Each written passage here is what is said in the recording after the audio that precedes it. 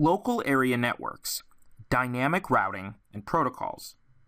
So in the previous module, we discussed what a router is and how it functions, and we discussed static routing, which is the process of manually creating a routing table.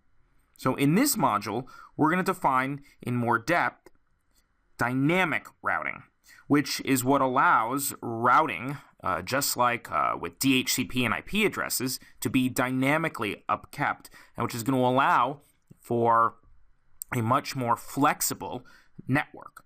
Now, although the title of this entire lesson is local area networks, in some ways we could extend this to wide area networks.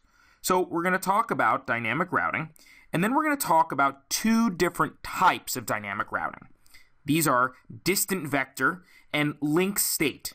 Now, we sort of alluded to the difference between these in the previous module when I was discussing hops and simply relying on the number of hops to get from one place to the other, versus looking at, for instance, if one link was a dial-up or broadband, or if the link was even shut down completely.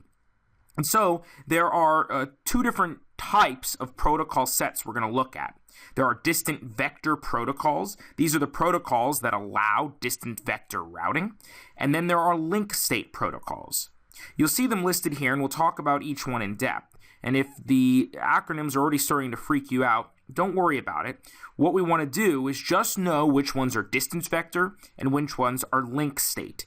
So as you can tell, if you can remember that these two are link state, you'll be fine for the Network Plus exam, which again is multiple choice and will ask you to recognize it. But we'll go over them in a little more depth than that.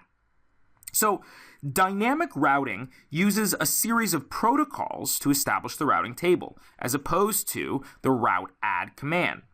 All of the routers pass information about themselves along to the other routers, and they use this information to establish a routing table based on certain specifics of the other routers.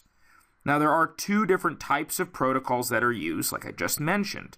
There are the distance vector protocols, which in some ways are older, and the link state protocols, which are newer. The reason being that distance vector looks just at the number of miles we have to travel, and the link state also looks at the traffic. So it can tell us if, although we'll have to go further miles, it's going to be quicker based on traffic, just like our GPS system.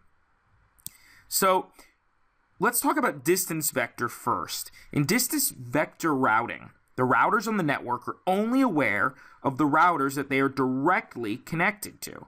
So if this is one router, let's call this router 1, and there's a router 2, a router 3, and a router 4. Router 1 is only aware of routers 2 and 3. So these routers don't know anything about the rest of the routers on the network, unless, of course, they're directly linked. Now, they can share route information with these directly connected routers, but the flow of communication is limited as a result. The spaces between distance vector routers are known as, we just talked about this, hops. Now, each router along these paths represent a hop.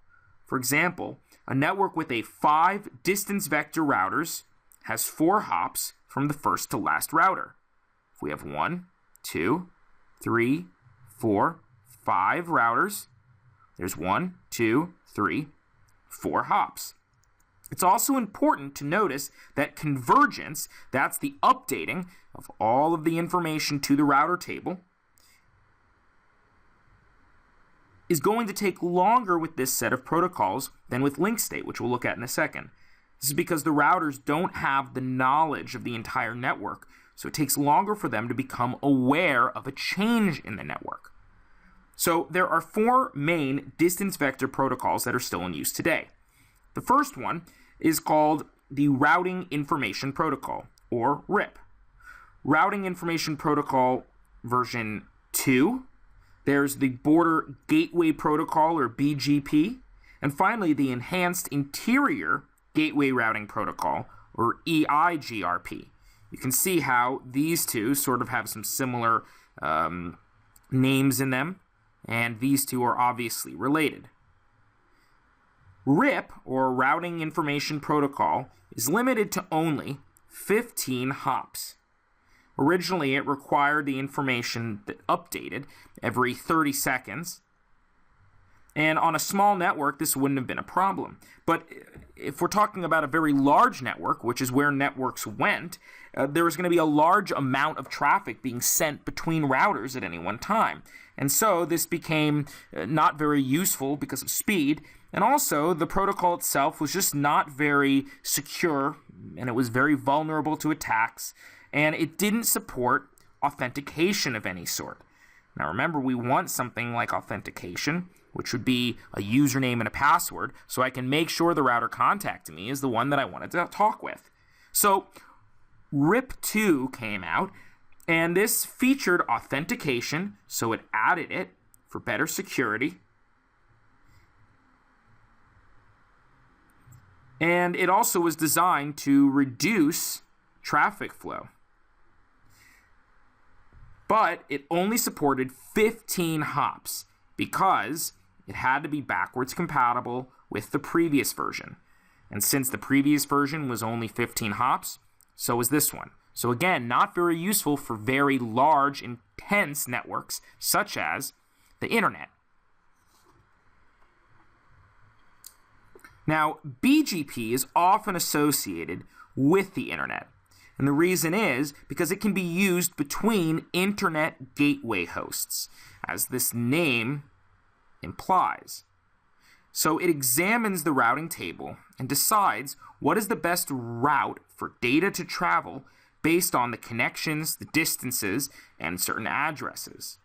Now, the Enhanced Interior Gateway Routing Protocol, or EIGRP, draws upon information that its neighboring routers have. So it would look at all the routers that it's a neighbor with. Now, routers configured with EIGRP would use that information to determine the best path for data, all determined by what all these other routers know. So that's one of the benefits, is it went outside of itself. So here's an example of basically distance vector routing. The router on the top left, over here, has no idea what's going on with the routers over here. It can only make a routing table based on the routers it's connected to, just like the one on the right can only make a routing table based on the routers it's connected to. Therefore, these two are unaware of each other's existence because they're not connected to each other. Now, of course, they can still communicate because there's probably a router someplace that one of these is connected to that will connect them. But you can see how this is going to make for a lot less efficient routing. So unlike those distance vector routers, routers configured with link state protocols are aware of every other router on the entire network. They use each other to build an enormous network map. And then this network map is shared with each other. Unlike distance vector, link state routers will update with less frequency, so there's less traffic on the network. Now, if a change in the network's topography occurs, then they automatically update with each other and share the map with each other. So instead of simply updating at a certain interval of time, they're going to update whenever there's a change. Now, though this seems like link state has a better set of protocols, link state routers also require more powerful system components, such as better RAM, etc., than distance vector. And that's why we still see distance vector used quite a bit. In some cases, we don't need link state. So it offers quicker convergence as a result of this automatically updating, but this also means it needs more power. So there are two protocols I want to go over with this. The first is the Open Shortest Path First, or OSPF, and the second is the Intermediate System to Intermediate System protocol. These are really similar, and they both use a shortest path algorithm. to determine the shortest way for the data to travel. However, we're generally going to see this one, the OSPF, on medium networks and ISIS on larger networks. Another benefit of this is because it knows all of the routers on the network, it doesn't just think about distance, it also looks at what type of connections we have. It looks at the state of the links, and therefore it can give you, in some cases, the best route available, not just based on the number of hops, but on a lot of different factors. So here, we can see what a link state protocol might look like. The two different groups aren't connected directly. However, they're both aware of the entire network layout, as you can see, if we imagine that this was a map inside of the router, and then they can then share that network layout with all of their other routers.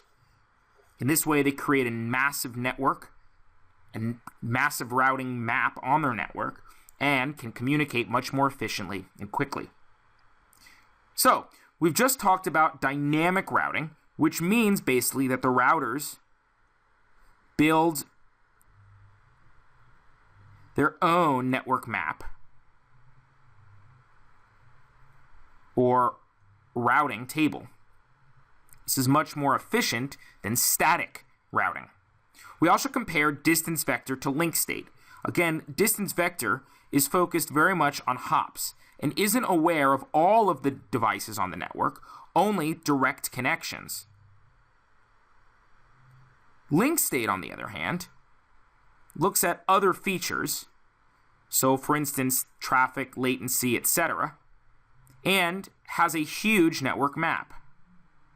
Of course, the downside is that distance vector is going to be a lot more efficient with the resources it has in the router than link state, which requires perhaps better or more powerful system components.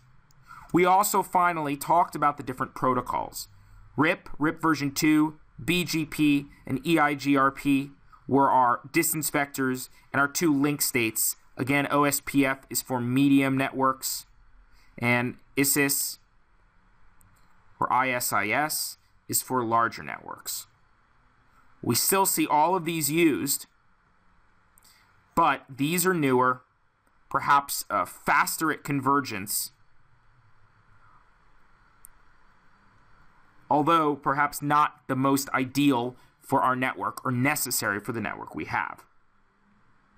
So now that we've talked about switching and routing, I want to talk about something which is a little not so much complex, but allows for more organization within our network, which is called VLANs or virtual LANs.